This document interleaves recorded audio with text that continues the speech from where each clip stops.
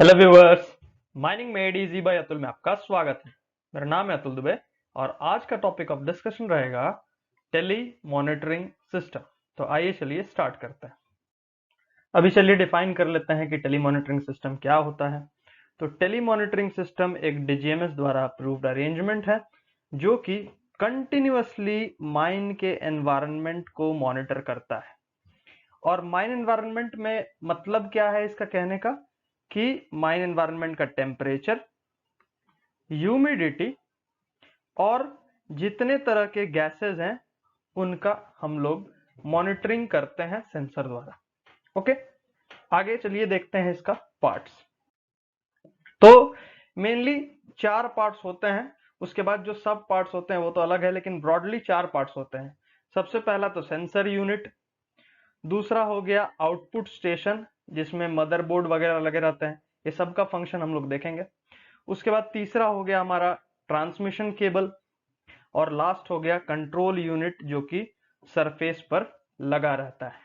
Okay, तो आइए चलिए देखते हैं कि ये हमारे माइन में कैसे काम करता है। अभी आपके स्क्रीन पे एक हमने माइन का लेआउट बनाने का कोशिश किया है और यहाँ पे देखेंगे हम लोग कि टेली मॉनिटरिंग सिस्टम कैसे काम करता है। तो हम लोग सबसे पहले क्या करते हैं कि जैसे मान लीजिए ये सब पिलर्स हैं, ये गैलरीज हैं। ओके, तो सेंसर यूनिट जैसे मान लीजिए ये गैलरी है, एक ये गैलरी है, इसको हम लोग कर देते हैं लेवलिंग पहले कि ये 1 डिप है, ये 2 डिप है, ये 0 नंबर डिप है और ये 1 नंबर लेवल है मान लीजिए। ओके, तो एक सेंसर हमारा लगा है 1 नंबर डिप में, दूसरा सेंसर लगा है 2 नंबर डिप में। ओके, और यहाँ पे आउटपुट स्टेशन लगा हुआ है। अब होगा क्या कि ये जो भी सेंसर्स यहाँ पे लगे हैं ये यहाँ के एनवायरनमेंट को चेक करेंगे, चाहे वो गैस सेंसर हो, टेम्परेचर चेक करने वाले सेंसर हो, कुछ भी। मान लेते हैं गैस सेंसर है, तो गैस सेंसर यहाँ पे गैस सेंस किया, यहाँ भी गैस सेंस किया। अब ये क्या करेगा, अब ये गैस सेंसर्स क्या करेंगे कि केबल के द्वारा आउटपुट स्टेशन में एनालॉग सिग्नल्स भेजेंगे। क्या भेजेंगे? एनालॉग सिग्नल्स भेजेंगे। और आउटपुट स्टेशन क्या करेगा कि इस एनालॉग सिग्नल को इलेक्ट्रिकल सिग्नल में कन्वर्ट करेगा। ठीक है, कन्वर्ट करके क्या करेगा कि यहीं पर एक डिस्प्ले भी रहेगा जहां पे हमको दिखाएगा, दर्शाएगा कि कौन सा गैस है, कितना परसेंट मौजूद है। पहला नंबर पॉइंट। दूसरा चीज, फिर इस आउट स्टेशन से ये जो इलेक्ट्रिकल हमारे सिग्नल्स होंगे इसको ये सरफेस तक ट्रांसमिट भी करेगा बाय केबल्स, या तो कोएक्सियल केबल्स हो या तो ऑप्टिकल फाइबर केबल्स हो। ओके, अब यहां से सरफेस, तो आइए सरफेस पे चलते हैं हम लोग। सरफेस पे देखिए मॉनिटर लगा है, जैसे हमारी दीदी यहाँ पे बैठ के मॉनिटर चेक कर रही हैं। तो इस पे सब कुछ हमारा डिस्प्ले हो रहा है कि जो भी अंदर के माइन का कंडीशन है वो सब कुछ यहाँ पे डिस्प्ले हो रहा है, वो यहाँ पे देख सकते हैं हम लोग। और कोई भी चीज कभी दिक्कत होगा तो वो अलार्म भी बजेगा। वो सब कुछ हम लोग बाद में देखेंगे, पहले हम लोग समझते हैं पार्ट्स के बारे में। आइए चलिए सबसे पहले कंट्रोल यूनिट्स वगैरह के बारे में देखते हैं। जैसे देखिए कंट्रोल यूनिट में क्या है, यहाँ पे एक जो हमारा स्क्रीन लगा रहेगा सरफेस पे, उस पे लेआउट रहेगा माइन का, और आपने सेंसर्स कहाँ कहाँ बिठा के रखे हैं वो भी इस माइन के लेआउट में वो पिन पॉइंट करेगा।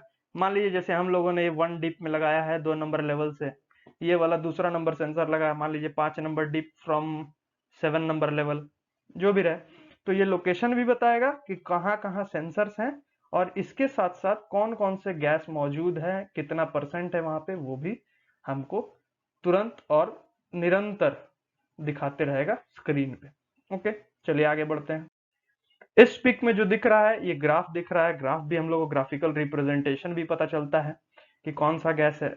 जैसे यहाँ पे सीओ का ग्राफ दिखाया जा रहा है, पीपीएम वर्सेस टाइम में, टाइम सेकंड पर सेकंड में क्या पीपीएम है सीओ का, वो यहाँ पे ग्राफ द्वारा दर्शाया गया है। फिर यहाँ पर जो है H2S का है। सिमिलरली यहाँ पर देखिए फिर से H2SCO हो गया। फिर टेम्परेचर का भी यहाँ पर है, ह्यूमिडिटी का भी है कि पर सेकंड क्या वेरिएशन आ रहा है टेम्परेचर और ह्यूमिडिटी का। ये सब कुछ हमको हमारे सरफेस पे स्क्रीन पे दिखता है कंप्यूटर में। ओके, उसके बाद चलिए बात करते हैं थोड़ा डिटेल्स में सेंसर्स। सेंसर्स कौन कौन से हम लोग यूज कर सकते हैं। हम लोग या तो इंफ्रारेड सेंसर्स यूज कर सकते हैं, या तो कैटालाइटिक ऑक्सीडेशन, या फिर इलेक्ट्रोकेमिकल। अब बात है कि कौन कौन सा सेंसर किसके लिए यूज करेंगे। तो जब भी मीथेन गैस के लिए यूज करेंगे तो हम लोगों ने एलएमडी में भी देखा था, या तो इंफ्रारेड यूज करेंगे या तो कैटालाइटिक ऑक्सीडेशन टाइप। अगर हमको सीओ गैस या फिर ऑक्सीजन देखना है तो उसके लिए हम लोग इलेक्ट्रोकेमिकल सेल्स यूज कर सकते हैं, इलेक्ट्रोकेमिकल सेल टाइप। ओके, ये हो गया हमारा सेंसर्स डिफरेंट टाइप्स के। उसके बाद आउटपुट स्टेशन का बात कर लेते हैं। दूसरा नंबर जो पार्ट था आउटपुट स्टेशन। आउटपुट स्टेशन में क्या लगा रहता है कि ये एक मदरबोर्ड लगा रहता है उस सिस्टम में, जो कि क्या करेगा, एनालॉग सिग्नल को, एनालॉग सिग्नल्स को इलेक्ट्रिकल सिग्नल्स में कन्वर्ट करेगा। ओके, सबसे पहला नंबर पॉइंट। दूसरा नंबर पॉइंट क्या है कि ये सरफेस तक भी ट्रांसमिट करेगा उस पर्टिकुलर सिग्नल्स को। ओके, अब बात आई कि आउट स्टेशन एक ही बिठाना है या एक से ज्यादा बिठा सकते हैं। तो हम लोग एक से ज्यादा भी आउट स्टेशन बिठा सकते हैं। जैसे मान लीजिए कि ये हमारा एक छोटा सा लेआउट समझ लेते हैं। यहां पर सेंसर लगा, यहां पर सेंसर लगा है, ठीक है। आउट स्टेशन आपका इधर बैठा है आप, तो ये दोनों इसके लिए काम कर जाएगा, ये दोनों का सिग्नल्स इस आउट स्टेशन में हमको दिख जाएगा। लेकिन अगर कोई ऐसा है, कोई अगर ऐसा जगह है जो कि आइसोलेटेड है, जैसे मान लीजिए आपका ये पिलर्स हो गए, ठीक है। एक सेंसर यहां लगा है, एक सेंसर यहां पर लगाए हैं, लेकिन ये दोनों सेंसर्स को एक आउट स्टेशन से हम लोग नहीं देख सकते हैं, ये आइसोलेटेड है, तो इसके लिए हमको दूसरा आउट स्टेशन लगाने का जरूरत पड़ सकता है। ओके, तो आंसर अगर पूछा जाए कभी कि एक ही आउट स्टेशन लगाते हैं क्या, नहीं, एक से ज्यादा भी लगा सकते हैं।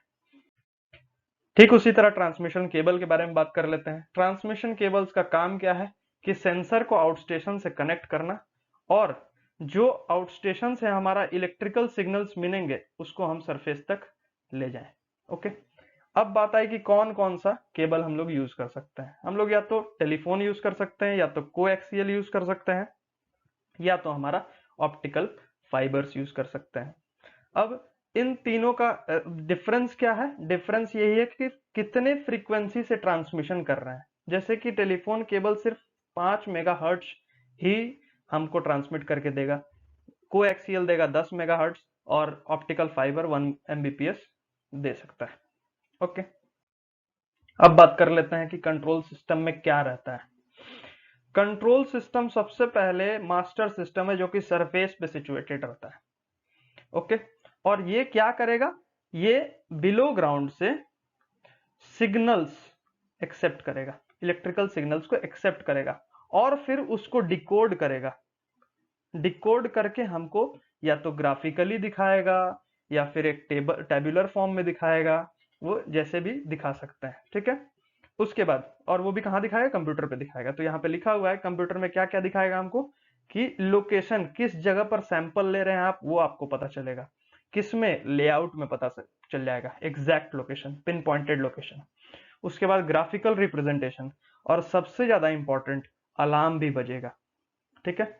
अब इतना बड़ा सिस्टम, इतना खर्चा करके हम लगा रहे हैं, और हमारे पास अगर एवीए ही न रहे, ऑडियो विजुअल अलार्म ही न रहे, तब तो बेकार हो जाएगा ना। ये मॉनिटर करके क्या कर लेंगे हम लोग, जो जबकि सही समय पे हमको अगर अलार्म ही नहीं मिलेगा। तो इसीलिए इसमें ये अलार्म भी देता है, ये बहुत बड़ा इसका एक एडवांटेज है।